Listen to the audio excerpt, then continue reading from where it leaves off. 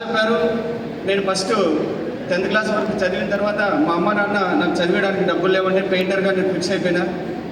పెయింటర్గా చేసేటప్పుడు టీచర్స్ వీళ్ళందరూ లైఫ్లో ఎలా ఎదగాలి, ఎలా ఉండాలి అని చెప్పి ఈ మాటలు విని నేను కూడా బాగా డబ్బు సంపాదించాలి అని కోరికలు ఉన్నాయి. కానీ లాస్ట్కు పెయింటర్ దగ్గరికి వచ్చేసరికి చాలా బాధపడ్డాను.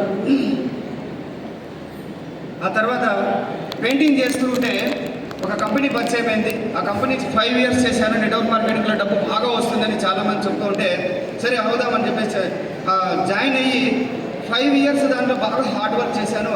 దాంట్లో వచ్చిన హయ్యెస్ట్ చెక్ నాకు 2000 అండి. ఎంతండి?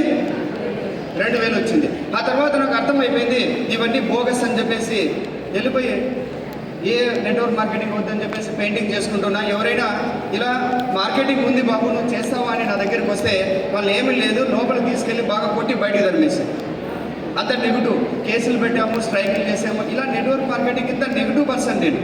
అలాంటి టైంలో మా అప్లైన్ మా ఇంటికి వచ్చాడు. మళ్ళీ నీతో ఒక మాట మాట్లాడాలి, ఇండియన్ కంపెనీ వెస్టీజ్ అని ఒక కంపెనీ వచ్చింది, దాని గురించి నీతో మాట్లాడాలంటే సార్ నా గురించి నీకు తెలుసు కదా, నువ్వేమన్నా చేయి, తర్వాత నువ్వు ఫస్ట్ ప్లాన్ విను అన్నాడు. సార్ వెస్టీజ్ ప్లాన్ ప్రొడక్ట్ విన్న తర్వాత నాకు ఆ రోజు అనిపించింది సార్ ఈ భూమి పైన 8 వండర్ ఏదైనా ఉందంటే వెస్టీజ్.